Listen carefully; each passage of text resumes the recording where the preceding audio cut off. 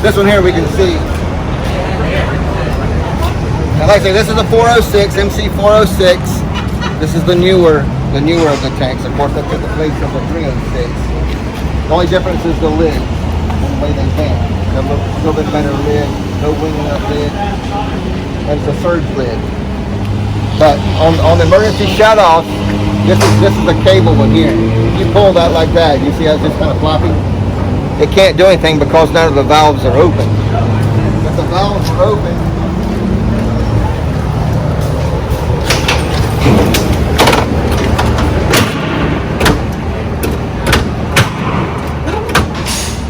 and there's fuses in there. It's a little lead fuse at 200 and something degrees. That thing, if that was open and it caught fire, it was sitting there on fire. When that fuse breaks, that would close.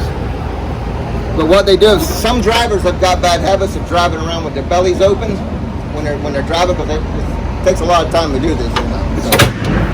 So if that was open going down the road, it should be where the door closes, it would close, but some of them don't work that way on the air trailers. If it's an air belly with air switches, like the trailer I got next door to it. So if that was open and they're driving around with it open, and you pull up there, there's fuel spilling out of it because a car ran under the pipes and it didn't shut it off the way it's supposed to, you can grab that and see it closes it. In a fire, it does it automatically. And on an air trailer, like that one there, that's all air bellies. You'll have an air switch. Usually they're out. And if you push that switch down, of course, it cuts the air off to the emergency. And it would close the valve off. So that's air. This is mechanical. If you pull it, it does that. It's going to stay out till you reset it. So that's how that's going to look. If you pull it, it doesn't hurt to pull it to make sure. You know, plus if they took a tumble or something, they'll tend to open. The air one, does that run off of the tractor's air, or does it have its own air? Well, they all got their own air, yeah. It's supplied by the tractor, of course, but you've got 3 air tanks on the air trailers. There'll be a secondary air tank for that. But if it runs out of air, then if it runs out of air, it's closed. Same thing, the only other one that you'd see, and you don't see a lot anymore, if you see a brass stem sticking up. It'd be a big brass stem about 3 or 4 inches long. You'll see it's kind of got where it's been chewed on, like a beaver chewed on the bottom of it. You just break that off, and what that does is it lets the air escape. Or if it's a chemical trailer that's got hydraulic fluid in it, you break that off, it sprays hydraulic fluid out and closes the bellies because it's open by hydraulic, like a bottle jack or a hydraulic jack. So if you break that off and it's air, you see air lines going to it, it's going to have air. If you see a copper line going to it, it's going to have hydraulic fluid in it. But you won't see that valve on a 306 or 406. You won't see a hydraulic valve. Only on a chemical or food, those are the valves that are going to be hydraulic. 306, 406, these are the 2 in the petroleum side of it. This one here doesn't have a double head. Florida's typically 4 and 5 hole trailers. This is a 5 hole, of course, and any given day, Brian, 3 products, 4 products, sometimes. Big compartments are in the front, as you can see. Front and the back is the biggest compartments. The middle ones are your smaller compartments. 92 to 9400 gallons total.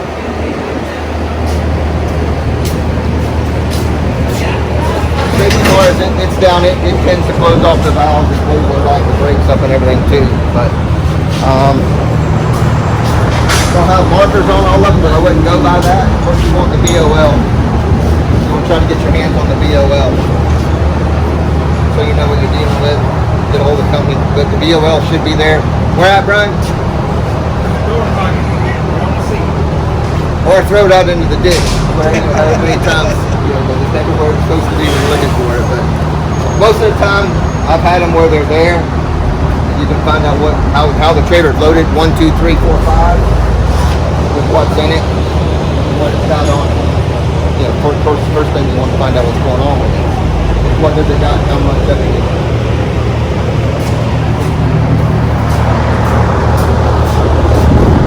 What tends to happen a lot, I got some pictures I can show you later. They don't have the buttons on the trays.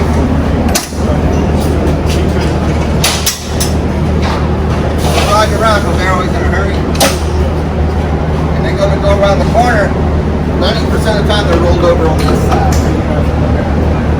If those aren't bungeed in, the trailer starts to roll over. Usually that's done slow. What happens is it falls out of the tray.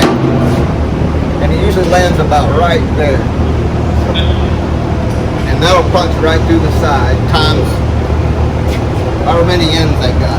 So usually I've had them get 4 holes with those.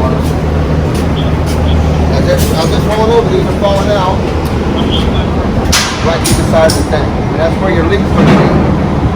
And you can't get to it. It's gone. All because of the hose. You don't have to put it up. Especially if you got a fit like this on there. That's a big hole. I'm going to empty that compartment now.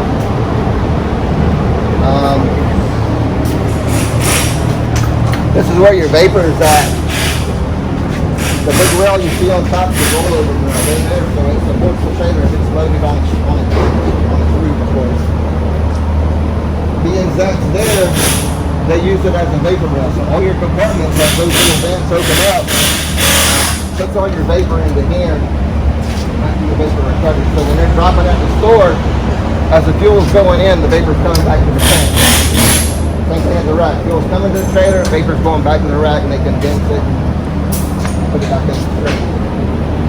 That's all vapor. And what would happen too is that sometimes if a vent on top is leaking out the lid into that rail, it's going to fill that up. It's going to fill the whole rail up. It's going to fill the tube up all the way to the bottom. Usually there's 2 in the front, 1 in the back. There's 2 openings, and they've got poppets. Some do, some don't. And that'll hold about 110 to 125 gallons of fuel. So it's not out of the woods.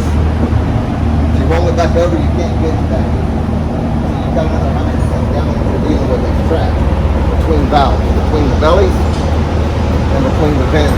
It's all trapped in the piping, and I'll show you on this side.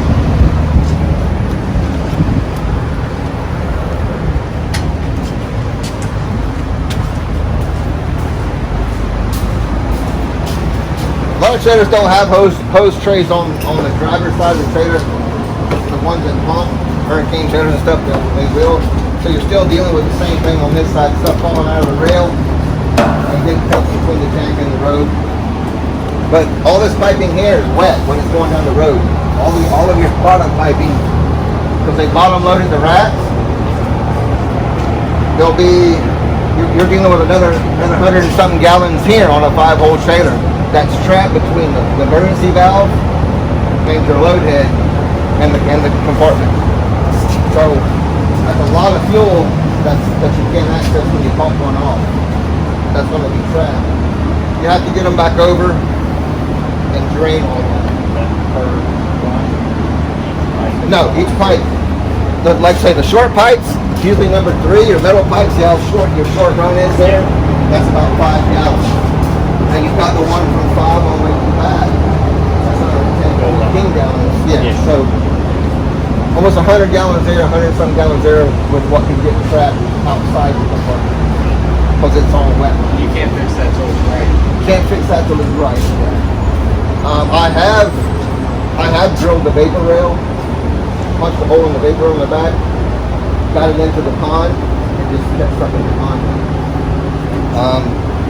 What tends to happen, what is supposed to happen with these in a fire or in a car crash, when a car runs underneath, there's a little shear point right here. This is supposed to break off when the car hits it. That's supposed to shear right there and seal that fuel off from getting out of the tank. Same thing in a fire. When the belly closes back up, that fuel is trapped back into the compartment. You only have on the ground, or what you got to deal with is what was in the pipe. And I just did one a few months ago. The trailer was pulling out of the loading rack, just loaded, pulling out. Car runs off Orange Avenue, running there, and takes all the pipes out, every single one of them.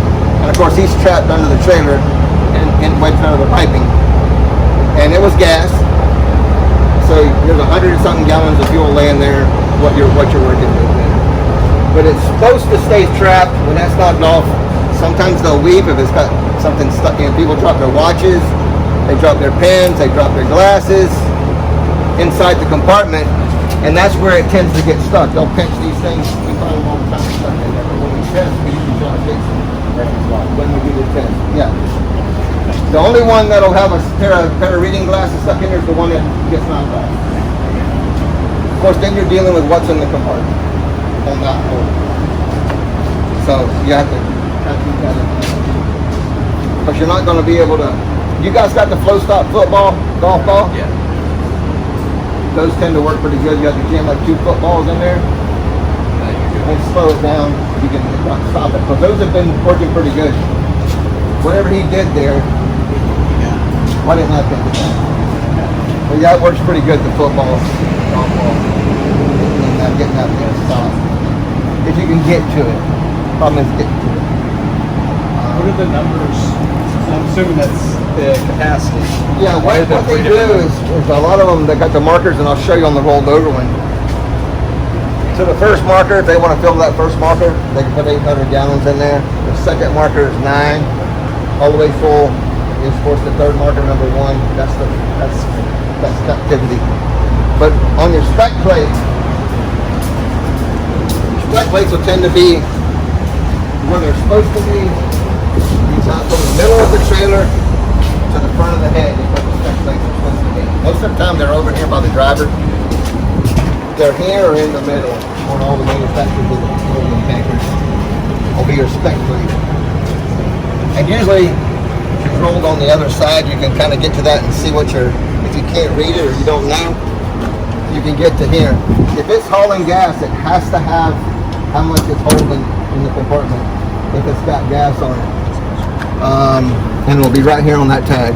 All your info, what you're using, getting a BLL, or you don't know. And if you do it, say we modify this, so we want to make this into a jet trailer, what we call a modification. We would X those compartments out, and we'd put a supplemental plate right behind it. See a supplemental plate. Look for one of those. Because what happens, we'll make this 5-hole, we'll turn it into a single compartment, so a jet trailer. You'll only see one pipe, but the whole trailer is going to be one compartment now. But here's where you run into the problem at. You see the little dot? Oh, this don't have a dot. There'll be a dot on the front. See that little round dot? Yeah. On the side? That tells you that the trailer is side drain. Yeah, and I've got it marked on film. They're when I painted it. The 2 little dots on each side. That tells you the trailer was manufactured with the little holes drilled in the baffle and on the head. There'll be an arch at the top and an arch at the bottom. And we actually stick our head in that one. I can show you what we're talking about. What happens, that being said, what happens, a lot of people that modify these will leave that sticker on there not thinking about what you guys do or what we do in the emergency response side. They're going to say, hell, I'm going to go in there and open up my little head. I'm going to make a 1-holer out of it. I don't care what that does, what that means.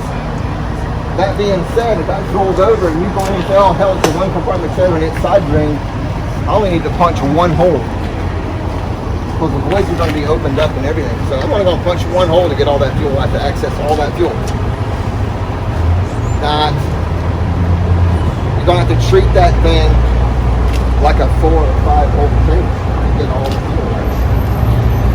So it's going to be trapped in between each bulkhead because they didn't open that up when they modified it. I always do that and leave it alone. I always modify little trailers that we do here. A lot of shops typically don't do it. And that's a problem in the industry as far as emergency response goes and hot tapping goes. Because you go in there and drill that and say that thing's got 7,000 gallons in it, you drill 1 hole and you take out half of that, you're still dealing with half of the fuel when you roll it back over and you go, oh, where'd all that come from? But once you roll it back over, it's going to access the trailer then through the little arches, the heads. No, we don't pull it out, we drill it. We go ahead and drill that baffle the same as all the rest of them are. We put the hole on each side and we cut the arch in the top. So if the trailer's all the way upside down, your fuel can access that whole compartment, whether it be 1 hole, 5 hole, 6, whatever, however many there is. But a lot of shops don't do it. You have to be careful with that because you'll look at that and say everything points to it's been done. If you see a modification tag on a spec plate where it's been modified, load that thing up, make Swiss cheese out of it. It's better to drill a hole and check it and see than it is to roll it over and then you got 4,000 gallons of fuel. You don't know till you drill it, right? Right, you don't know. This truck is able to 5 compartments. You could be potentially drilling at your high point down the entire side of it, or you're always going to stay in front of the back. No, and that's where me and Flow Stop, me and Perry kind of, at the last Haswalker training that we had, he's done a lot of tank stuff, but he's not been in I call it the real world, the tank world, where if you got one laying in the ditch and it's laying in there like this at an angle, and say it's a pop holder and it's laying in the ditch this way, he says start at the bottom. Well, the problem with that is if that trailer's damaged inside, if the heads are damaged and your fuel is transversing each compartment, and it can do that. If it lands on a sidewalk, I can guarantee you that that fuel is all being mixed. So now you're dealing with whatever's in the tank mixed together now because it's actually going between, it'll be spraying between the heads into the next compartment, the next compartment, the next compartment. So if you go back there and you punch your hole, now take that in for granted. If you drill your hole here, your fuel's up here. So if you drill that hole and those compartments are compromised inside, now you've got a geyser now. Now you're dealing with it not in the tank, you're dealing with it outside the tank now. I would start at the top and work my way down. And usually I typically drill all my holes at the same time in the same run to get out of there from having to farm again and again and again. I'll drill it, depending on how it's laying. If it's laying at a bad angle, I'll drill maybe 2 compartments, pump them. Go back in, drill my other 2 compartments or my other 3 to get that fuel level down. So if that compartment is compromised inside, I'm only dealing with 1 compartment that's only going to just go for a second or 2 and lose 5 or 6, 7, 10 gallons. Just to reiterate, though, you're basically when you drill, you're drilling into pretty much vapor space. Yes, you're going to be drilling, depending on how it's laying. Not all the time, but most of the time, yeah, you're drilling into the vapor. I've only had 1 tank, and that was in Kissimmee when Eagle rolled over in Kissimmee. It was wheels up. So people say, well, hell, that thing's wheels up. I'm not going to get up in there and climb all over the piping to drill my hole in the top. Because if you can't, there's no way out. There's no way to get out if something happens. You got all that piping and you're trying to take piping off. I went in just above the frame rail and went as high as I could. So it was a bad angle, but I went as far as I could, to the frame rail. Right up against the frame, where the frame and the shell is. So I was pretty close. I think I lost a gallon. It was my worst one I've ever lost. And that's because the tank was getting pretty bad. I went over twice. But with the wheels up, I would do it from the side up against the frame rail. And like I said, you'll lose a little bit, but you've already going to know that going into it. You can lay your mat, your pad, so when the fuel comes out, it's right into the pad, into the foam blanket, and you're good. But I've only had 1 wheels up like that I had to do that. The rest has always been laying either at a bad angle or on the side flat. But you really have to watch that. Worst case scenario, somebody modifies it. This happens down south a lot in Miami. They'll modify that trailer for somebody and say, hey, we just gonna leave it like it is. Nobody will ever know until shit hits the fan. Now you're dealing with something like somebody else did, not the right way. What you're gonna do is gonna make a big deal. So like I say, if you're not sure, punch the hole. Doesn't hurt to punch a hole. That's easy. When having a roll for something like over and you're losing when it's in the tank where you want it. Yeah, it's already compromised. Punch the hole just to make sure, even if there's nothing there. Then it doesn't hurt to drill a hole, shine the light in there. So I got 5 gallons, I got 20 gallons, I got 100 gallons. Whatever it is. The one I just did in Gainesville, it rolled over like 7:30 in the morning, load of gas, front of the daycare, fuel in both ditches, It happened at 7:30. I'm getting the call. I get on scene at 12:30. So I walk up and I'm tapping it, and I'm pretty good about telling about how much fuel that's up there looking. It didn't look like there was a lot of fuel loss, maybe 3,000 gallons, 4,000 gallons. Okay. I went ahead and punched all the holes. So okay, still put the hose in. We sucked out about 300 gallons out of one. We go to number 2, about 100 gallons. 3, 4, there's nothing. It can't be. Look, yep, the fuel's gone. It was out of the tank. It lost that much fuel. That long, at least percent amount. Because that tank had surge lids on it. You see a wing nut lid? It's going to be one. It's going to be leaking when you get there, if not empty, because they've been outlawed for about 6 years now. That tank rolls over, then things will surge open, and they'll stay stuck open. Usually, they never close back. So whatever's in that compartment, half the trailer's going to be gone until it's wherever the level is to where it's shut off, where it can't leak anymore. If you see a wing nut lid and it's not leaking, chances are it's empty already. Because that's the ones that are, and they're still out there, because nobody's changed them because they cost money. But they've been illegal for 6 years. A wing nut lid, what they call a surge lid.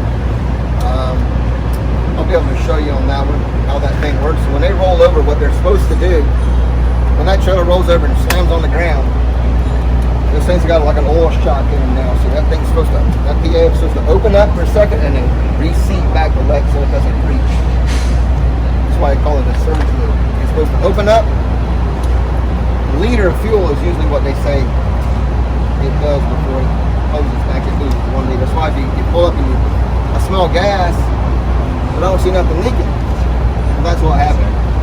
Times 5, that thing surged open and closed. You're smelling gas, alarms are going off, everything's happening, but you don't see anything because it's leaking other than a hose vent to the side on the bottom. It's going to be running out the that's what it does. It'll shoot that gas out and usually close right back. And then they'll weep like that trailer's doing out there. A lot of times it's not adjusted right. It'll just weep a little bit, and that's the reason for it. You got flow stops clamps, right? You got flow stops clamps. You put them on and you can stop that leak. Flow stop clamps. But that's about it as far as the 306, 406. And what you're going to run into is somebody not modifying it, whatever that plate says. What's going on with the inside. If it's a newer tank and it's got the patch on it, chances are it's the way it's supposed to be from the manufacturer, and it's in code. When you see all the stickers, that's what this means here. This is your annual stuff. This is your 5-year stuff. What we do on the annual, we pressurize that up. We do a leak, what we call a leak check, and an external visual, and then a method 27 is the vapor recovery every year on the trailers that's hauling gas down the road every day. So what about expectations wise? This is going to be beyond our capabilities as far as transfers and stuff like that. So from us, what would you want to see on scene prior to you getting there as far as usually what happens, and I don't know, you had it where one rolled over down the street. I was the second truck there. He just went by, and then the driver actually kicked the windshield. I got out and called me and said, hey, I just rolled over down the end of the street. So I was actually pulling up with Orange County at the same time. And of course, he was laying on the curb down there, tore the vapor rail, lids were weeping a little bit, half gas, half diesel. And of course, they deployed the clamps, usually clamps are on before I get there. The clamps are on. If there's anything you can stop leaking, of course you're going to try to stop it from leaking. It can stop leaking. It can. But as long as there's a hose not to the bottom of it, and that happens a lot. That does. With the bungees not being on, with the hose being to the side of the compartment, over a bungee strap. The easiest thing to do, and they don't do it. They really don't do it. It comes in here every day like that. Every single day they come in. But yeah, getting the leak stopped. Keep the fuel in the tank, or you can deal with it. The other hard part is getting the customer to get a tank on the scene to put it in. That's the next thing. You're waiting on a tank. How long does it take to get a truck to a wreck, Brian? How long will it take to get a truck to a wreck? Get a truck to a wreck. How long? How many minutes? You don't know. I don't tell. Well, here's the problem. Not every company has all pump trucks. You guys got a pump or not? Did y'all get a pump or not? We have many transfer pumps, maybe a GTM, but Oh, that's like the pump saddle thing. correct. Yeah. We have access to one down at I the see. yard. Whether it's going to be available from our Right, and that's the maintenance thing. shop or not, we don't The know. customer sometimes not having if it's a transport, having on the transport sitting. Now it's easy because they got trailers and trucks sitting. And depending on how far down the turnpike it is, or up depending on where it's at. It's getting a place. I think you're ready to punch it. I think you're ready to punch in 15 minutes. Where do I put the fuel? Gotta have a place to put the fuel. So it doesn't matter how fast or what you do. So you're just trying to hold that fuel there, keep it in the tank until you get your pumps and the truck or trailer to put the fuel in after you drill the hole. That's usually the hardest part. Waiting for the truck to get there to hold the fuel. Hopefully it's still on the trailer or the truck. That's the hardest thing other than getting everything ready to go. With your grounds and all that stuff. Getting the grounds in, the clamps on. That's usually the hardest part. And finding out what you got. Hopefully you already know what you're dealing with. How much of what is the next hardest thing. Finding the BOL. What are you dealing with? What's going on? Usually, because I do a lot of the companies, I can get a hold of somebody and find out. Usually they're calling me anyway. I can get back to dispatch or something to find out, hey, how's that truck loading? Where was he going? What was the deal before I get there so I know? Sometimes I can know before you guys know if you can't find a deal up. They got thrown out of the truck or in the water or wherever the hell it went to. But finding out what you're dealing with for us is the hardest because we part. don't always get even up. Right. You don't get the info. It's the info. Have access to any of that stuff that you're going to get. Right. And, Right. dispatchers are going to contact you. All the info. But Realistically, because it's how did you guys want to go about this? With the you want to bunk up or no, or what do you want to do? Nobody wants to bunk up. We're doing it. What do you want to do? How do you want to tackle We'll that? buck out. We'll buck out. You want to bunk out with it? It'll be quick. We'll go and to keep us out of the bunker gear as long as we can. What we want to do when we're bunked up is deploy the clamps, stop the leak, and of course that's where that's going to be leaking is out the lid. And then I'm going to show you right now before we bunk up where you want to punch the hole. That's the next big thing. Where do you punch the hole to keep from breaking your bits? I've seen environmental companies do it dozens of times already. The guy has never did one or did one 10 years ago. His only drill bit, his only drill on the trailer, he's got it in his hand. He's going to rock up to this thing and he's going to punch that hole. He's going to pick right there. Right next to the head, or next to the baffle. His powder bit's gonna go through as soon as that drill hits. It's gonna snap it off. He's gonna go, hey, you ain't got another bit somewhere? Yeah. Got no other bit nowhere. So your pilot bits, even if you're not drilled a bunch of them before, you'll see how kind of the aluminum wants to grab everything, grab the bit. Bunch of those pilot bits, 10, 15. The cheapest thing in the bag. If you look at my drill bag, I've got 25 or 30 probably. I've probably got 4 sets of hole saws from 2 to 3.5, 4 inch. So 20, 25 pilot bits in there in that bag. And an extra drill, because sometimes that air drill tends to not get oil for a while. You go to punch the hole and your air drill locks up. And an extra drill. Happens. Same as your diaphragm pump. It pumps 10 gallons and locks up. I've got 3 now, plus I'm going to have the diesel Yanmar when it comes this week. But I've heard 3 pumps crapping the bed on a wreck. Especially when you guys are looking. It's my fault. I did it. My fault. That's what happened. That's where they'll drill a hole. The only one that had stuck right in They'll drill right into the baffle or right into the hedge and snap the bit off. stuck brake, like, yeah. We'll walk down here and we'll look at this one. I'll show you on that.